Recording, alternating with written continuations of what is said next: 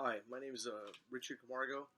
I'm just going to be doing an overview of chapter 1, 35 through 55 from my friend Scott. What I got out of this chapter or this section right here, when Jesus goes and he starts getting his first disciples, is that how people were called to God. And the first two people who got called were they were already getting um, as a disciple of John, and they were already having God work on their heart to kind of do something. And then Jesus came, and they're like, whoa, they kind of like, this is the Messiah, like teacher. They came up and wanted, they're like, what do you seek? Oh, teacher. And then it's cool too, because later on it's like you get another person. I think his name's Philip, and they call him Nathaniel after. But he's like, you were under the tree. Jesus talks to him, and that reminds me of how that it says even faith is from God. Like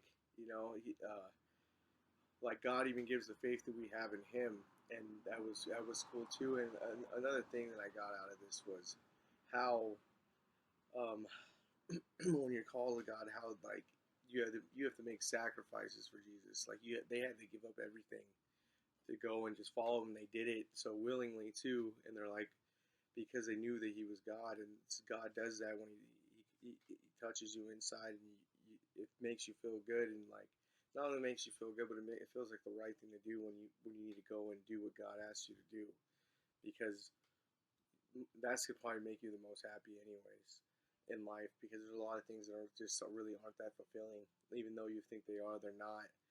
And it just was a cool. It was like I didn't really think too much of it at first, but as I read it more and I started listening, and some of the God was talking to me through the pastor actually yesterday about it and stuff like that.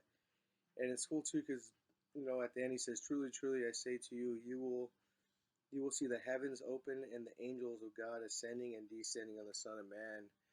He talks it about believing, and he's like, "You're gonna see great things." And that's true too. Like when you actually follow, like when anybody like following God isn't easy, but I think that the benefits of it and everything outweigh everything in the long run. You know what I'm saying? Like everybody looks at the short, little time that we're here, but in the long run, like you're gonna like see amazing things. And honestly, all the time that I spent like in the world and everything, because I did my thing where I went back and I came back, and I'm trying to do good now. Is that I know that like just following God in general and like seeking Him is it's more fulfilling in my life, and I feel like my life comes more together. But yeah, it was cool to see these guys just up and leave everything and just like go, like they sacrificed their lives just to go and to follow Jesus, and I'm pretty sure you have to be pretty enticing not to. Because he's Jesus. He probably just had like an aura about himself, like at least anybody who's spiritual, I would think so. Um, but yeah, it was cool to read this chapter, and that's kind of what I got out of it. Somebody else might have got something else, but anyways, yeah. God bless you guys.